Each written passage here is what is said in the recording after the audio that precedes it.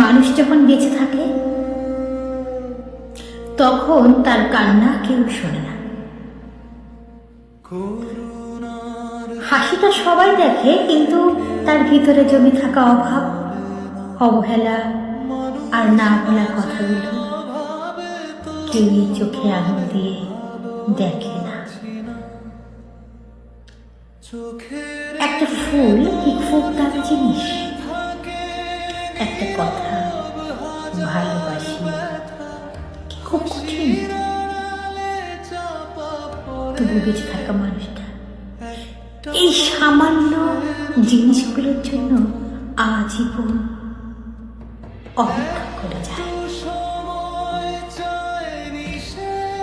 জন্মদিন আসে, কেক কাটে, ছবি ওঠে, কিন্তু কেউ একবারও ভাবে না এই মানুষটা সারা বছর কতটা একা ছিল,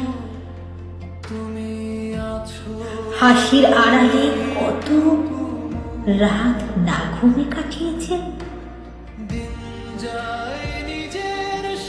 বিবাহ বার্ষিকী আসে, সংসার থেকে থাকে অভ্যাসে, ভালোবাসা, কিন্তু কেউ বলে না তোমরা কেমন আছো। সবাই ধরে নেয় মানুষ মানি শব্দ, ভাঙবে না। অথচ মানুষটাই সবচেয়ে নরম, সবচেয়ে সহজে ভেঙে পড়ে। আর যেদিন সে আর সহ্য করতে পারে না, সেদিন তার নিঃশ্বাস থেমে যায়। সেদিন হঠাৎ করে সবাই মানুষে হয়ে যায়, মানুষ তার হয়ে যায়। হাত ভরে ফুল, চোখ ভরে জল, ভিড় ভরে মানুষ, সবাই বলে কি ভালো মানুষই ছিল।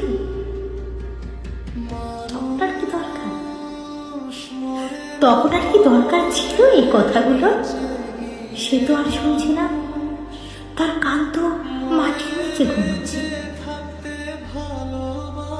ফুলগুলো পড়ে থাকে নিস্তব্ধ শরীরের বুকে, যে শরীর একদিন একটু ভালোবাসার জন্য প্রতিদিন যুদ্ধ করেছে।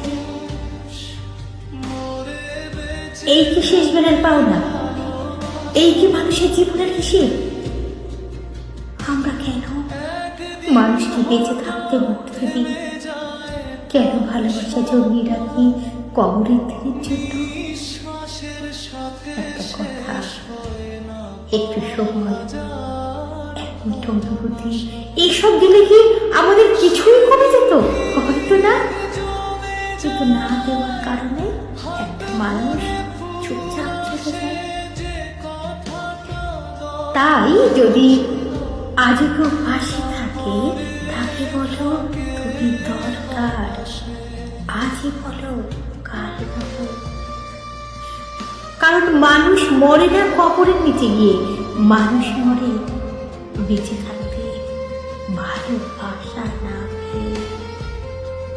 আর মৃত্যুর পরে পাওয়া ভুলে কেউ অমর হয়ে যায় না। বেঁচে থাকতে পাওয়া একটা সত্যিকারের কথায়, বেঁচে থাকতে পাওয়া একটু ভালোবাসায়।